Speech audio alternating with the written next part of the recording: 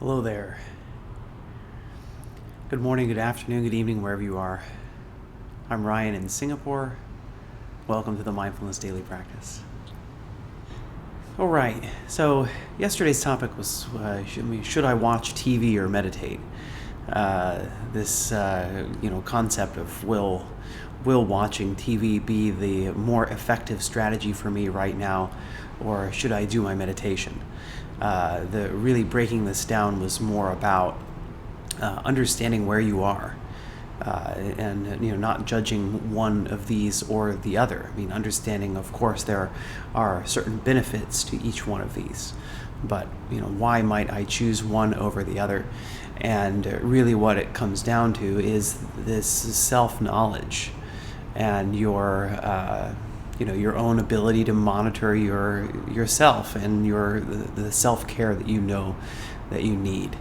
So, I think one of the examples yesterday was that if you're trying to meditate and you keep coming back to some unpleasant thought, that unpleasant thought is just coming over and over again, and it's really disturbing you, and you're like, I don't want to continue my meditation, but try and push through it anyway.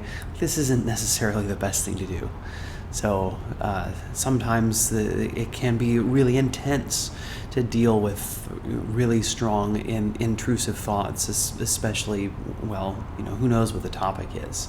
So instead of me speculating, just to say this, it's important for you to understand yourself and to know your best how to care for yourself. And the way to do that is through practice, and to start recognizing what's the best method for you. Today's topic is called Be Here Now. And it's kind of funny because be here now is like a meditation kind of, or a mindfulness cliche, right? It's being in the now, being here in the moment. But there's something about be here now that really has to do with authenticity, being your authentic self and knowing yourself, knowing who is it that's showing up right now.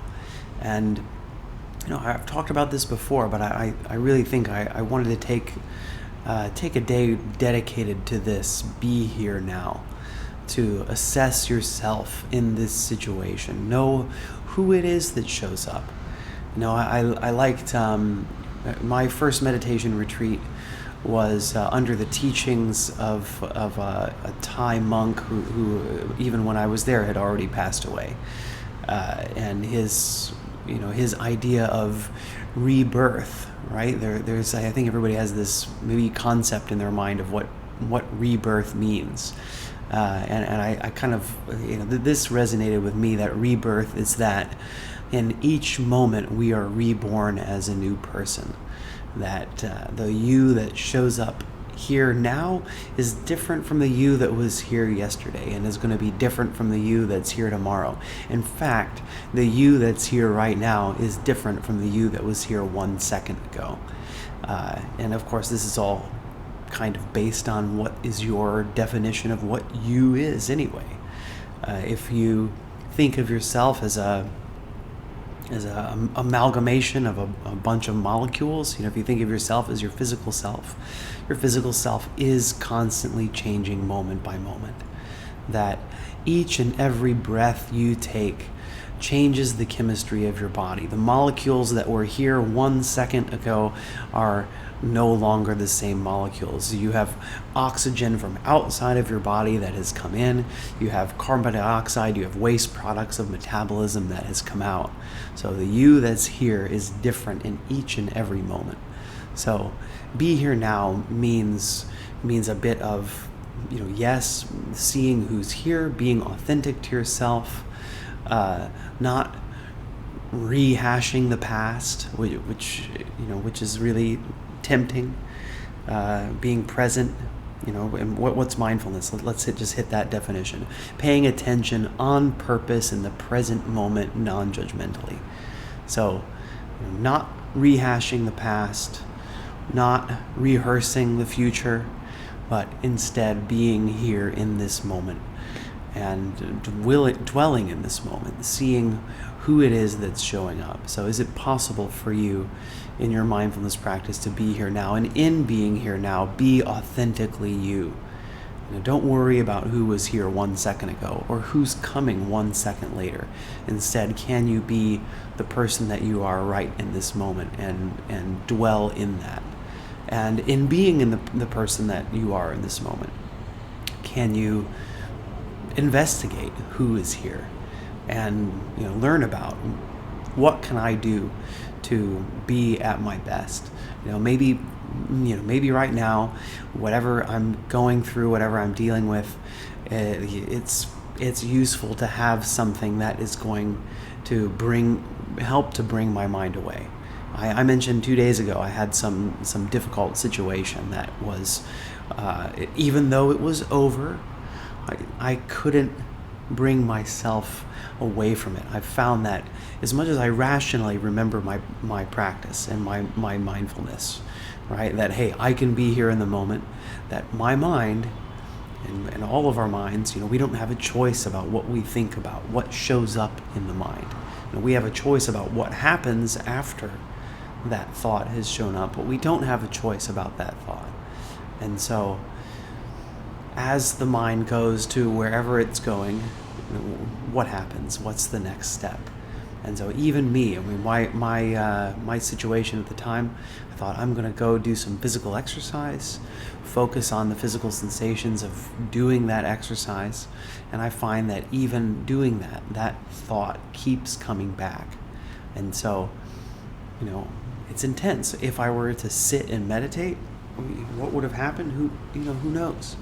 Maybe I would have been able to let go of the thought more easily, but I don't think so. I think that in this particular case was thinking about how animals feeling a stressful situation, right? If a gazelle sees a lion on the prairie and the lion starts coming, the gazelle runs. And part of this running is, there's the stress in seeing. And then after the seeing, the lion's coming, the running is utilizing that stress hormone. So for me, thinking that, this is one of the ways to help relieve the stress. And, although my mind did continue going back to this particular event, I found that afterwards, after it was complete, after I finished my physical activity, I didn't have so much of this intrusive thought anymore. And so, why? This is through experience. This is through being authentically me, going, this is through my self-knowledge. I know who's here now. I know a little bit about what can be done. And I think, another thing about being here now is to not necessarily push away what's happening, to dwell in, to live in, to be in your experience, if that's possible. So it doesn't mean about denying or pushing away or avoidance, but at the same time, don't expect your practice to be one of like superhero strength, especially if it's your first day or your first week or your first month practicing. So be here now is this mindfulness cliche, but it works. It works because so often we do dwell in the past and in the future. And so the real question is, in these moments, can I use this practice to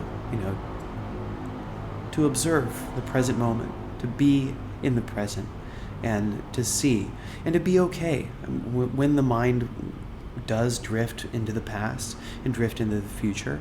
Again, these aren't things that we have control over. We are intending to stay present. We're staying present as best we can, and when the mind wanders, we're present after we recognize that the mind has wandered. And so, as best we can, letting go of these thoughts of the past, these thoughts of the future, and to come back to something that's happening in the present. Welcome, everybody. If you aren't here now, it's time to be here now. So let's go ahead and get into our practice. So sit comfortably, however sitting comfortably looks for you.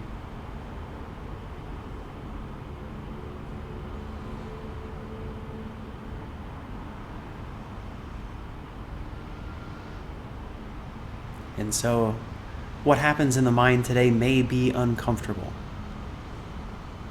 It may be relaxing.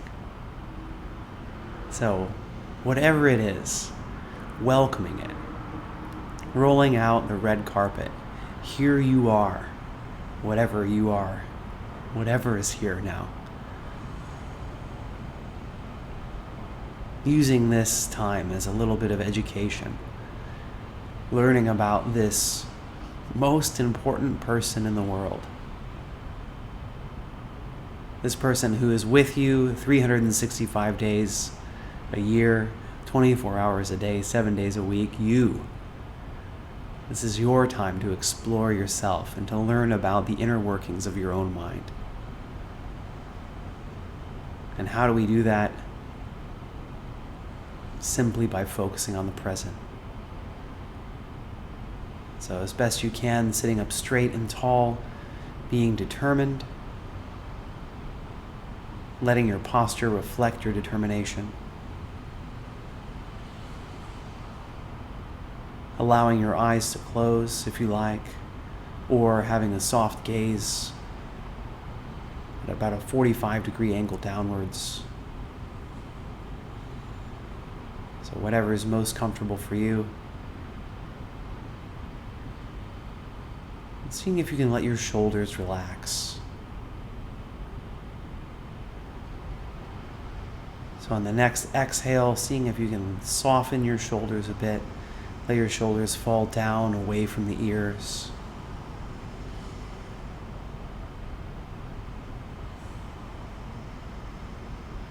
As you continue breathing, on your next exhale, see if you can allow your eyebrows to relax.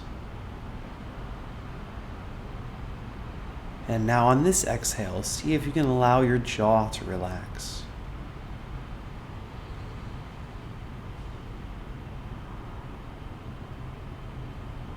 So alert, yet relaxed.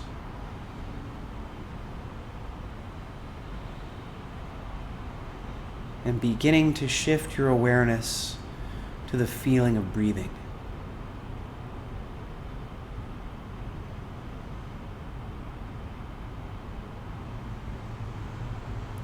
And today, in the spirit of this relaxation, let's bring our attention to the belly.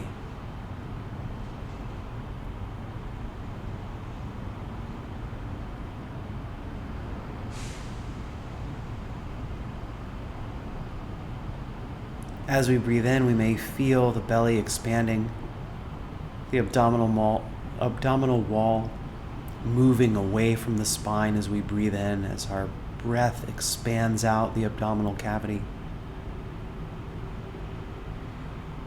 And then as we breathe out, feeling the belly move back towards the spine.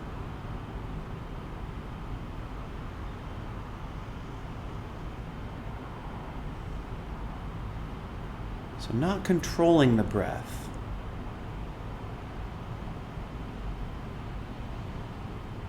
Your body is wise. Your body is ancient. All of this mechanisms in your body come from long ago.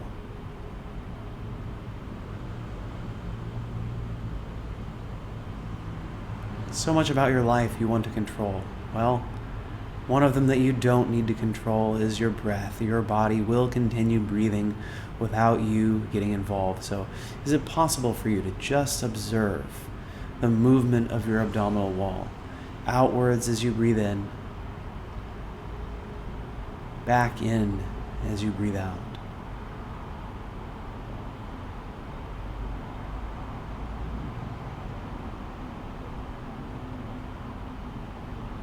Being present. with each breath, being aware of each and every breath.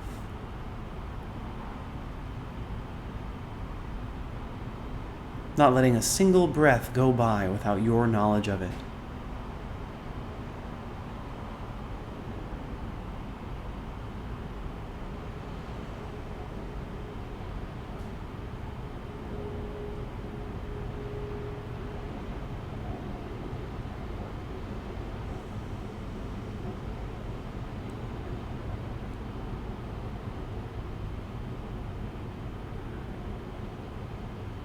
And what other normal, natural physical sensations do you notice here? Maybe your clothing brushing against the skin of the abdomen, perspiration, could be itching, tingling, or you may be having trouble to feel the movement of your abdomen. As best you can, just focusing the attention there.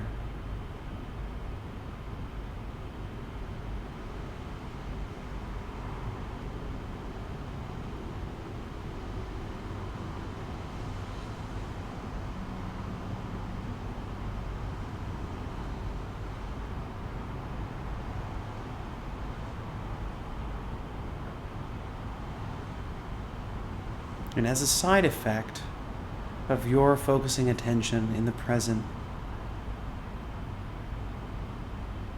you may notice the you that's here now. It's a little bit different from the you that was here a few seconds ago.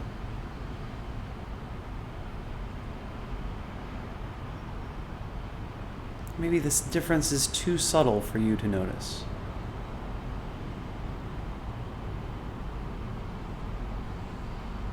So just seeing as you pay attention to your breath, as you pay attention to your physical sensations in the present moment,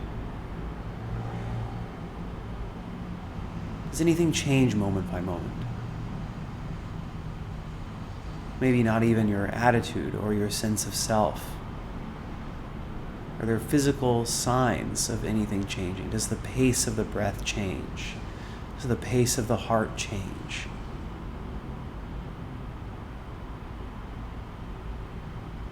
So not that anything needs to be changing. It's just you can turn up your awareness.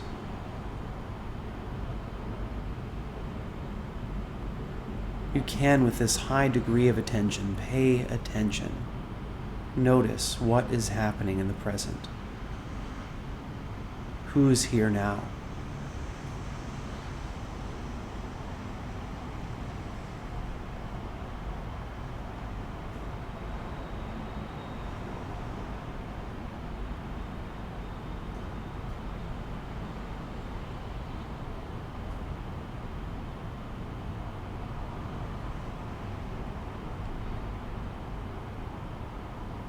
And in case the mind has begun to wander, we've begun thinking too much, maybe even thinking too much about who we are, bringing attention back to the belly,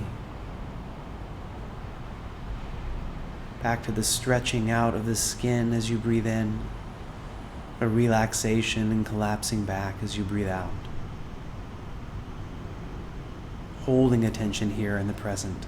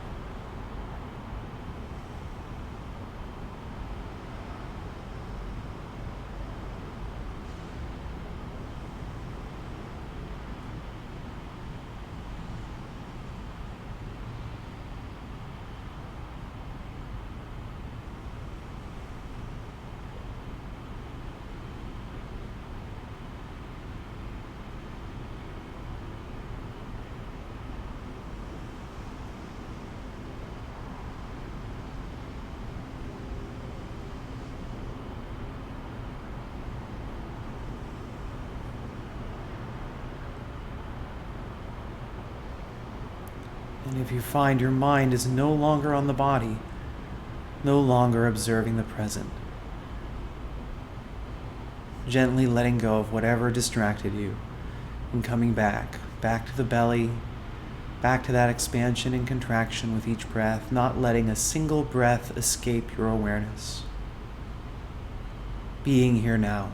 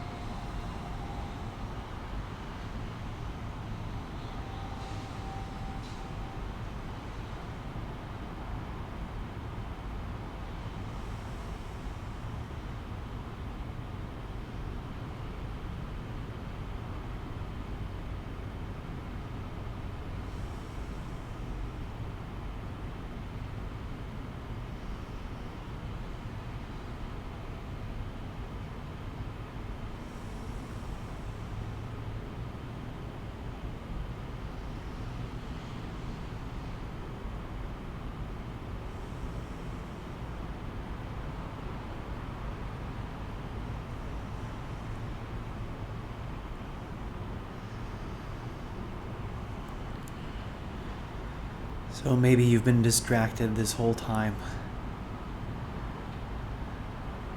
Maybe it's been a solid meditation for you that your mind has been completely present on the breath for the entire time.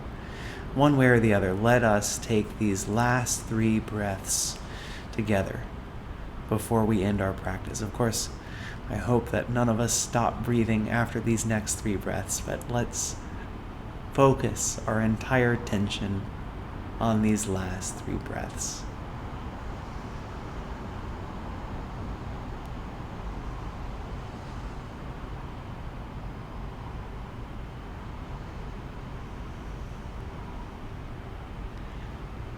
And I'll close practice with 3 rings of the bell.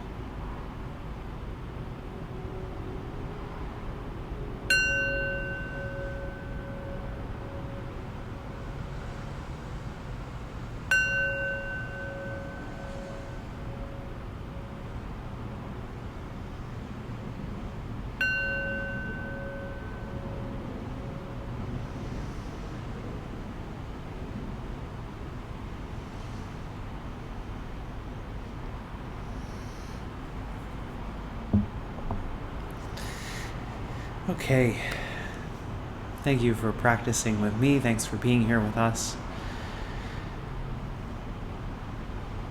So what's it like to be here now? Being here now is as best we can, not rehashing the past, not rehearsing the future, but instead really being present. And being present is a skill. It's a skill that you can learn through practicing it. So continue to meditate. Continue to Spend time focusing on the present and see what happens. So how'd it go today?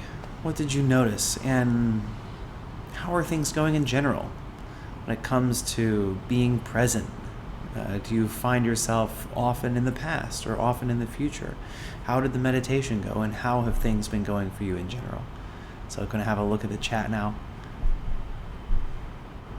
Okay, Christian says, I find it during stressful times I lose focus easily. And Janice says, me too, Christian. And me 3 as well.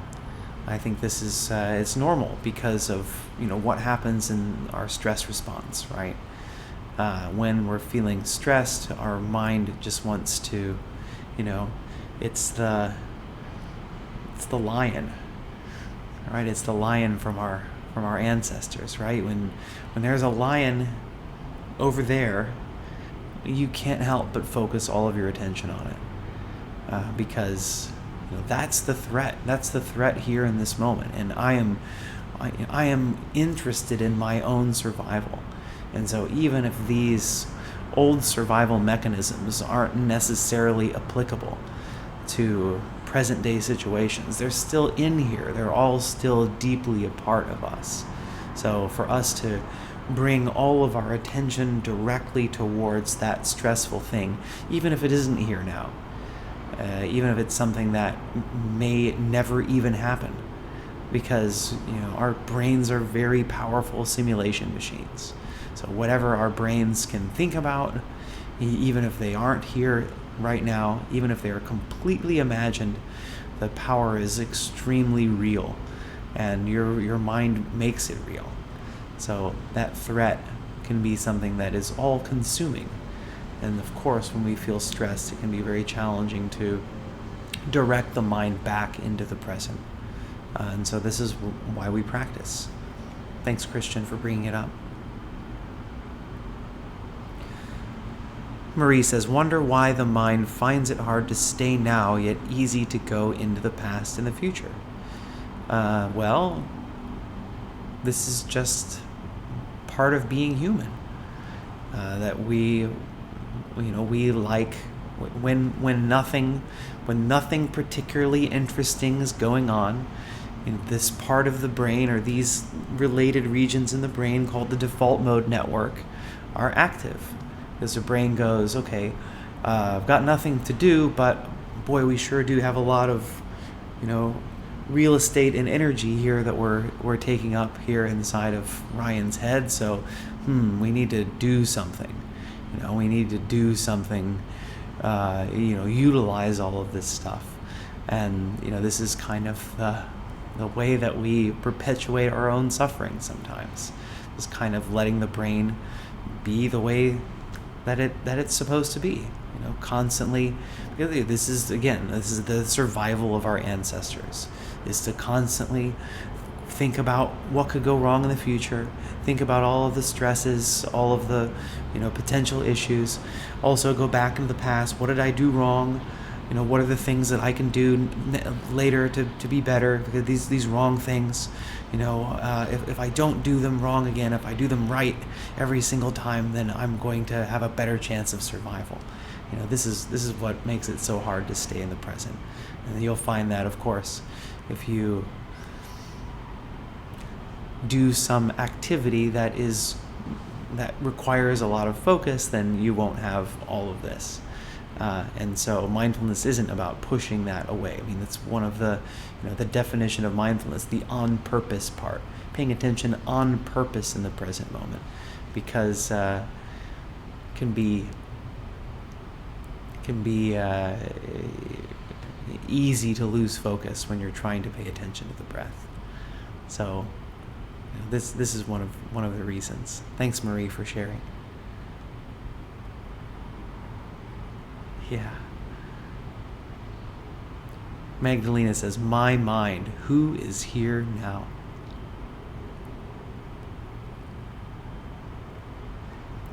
Jean says, the first week of April is always a difficult time for me due to past traumas. The more I practice, the easier it is to bring myself to the present. Thank you, Jean. And metta and loving kindness helps too, which, wow, that's a great segue into next week's practice. So next week's practice is getting back into self-compassion. So we're going to slowly, being here now is about assessment, knowing what we need here in this moment, and sometimes more than simply paying attention, especially when we find that paying attention in the present is really challenging. Sometimes self-compassion can be an important practice. And I do encourage, I think self-compassion and compassion in general is an important thing for us to do to help to incline the mind towards kindness. Because, what is that inner voice like? What is the voice that you hear, especially when it's rehashing the past, or you find yourself looking into the future? Sometimes we go, well, again, up to you. What do you hear when you listen to this voice? Compassion practice can be really helpful in changing the inclination of the mind. So, looking forward to sharing more about that. Tomorrow's practice is the 1 hour body scan practice. So looking forward to sharing that with you tomorrow. So if you're up for doing a little bit longer practice to see how that can affect you, that's what we'll be doing. And then next week, on Monday morning, be doing the topic is called enough. So transitioning a bit from mindfulness into compassion as we move into next week. So, thanks everyone. Again, as usual, if you missed anything, you want to rehash anything, you want to look at the practices from last week or the week before or whatever, there's a YouTube channel called Ryan's Daily Mindfulness Practice. You can just revisit all the recordings there. So, enjoy and have a great day, have a great evening wherever you are. And before we go, I'll invite you to join me in sending some well wishes to yourself and well wishes to others as we begin to incline the mind towards kindness.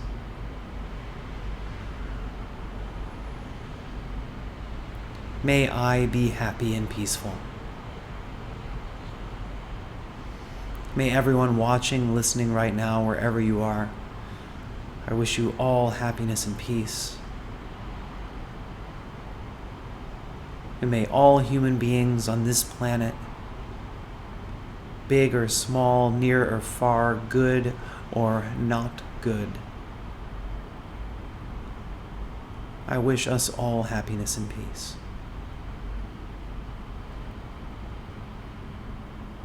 Thank you, everyone.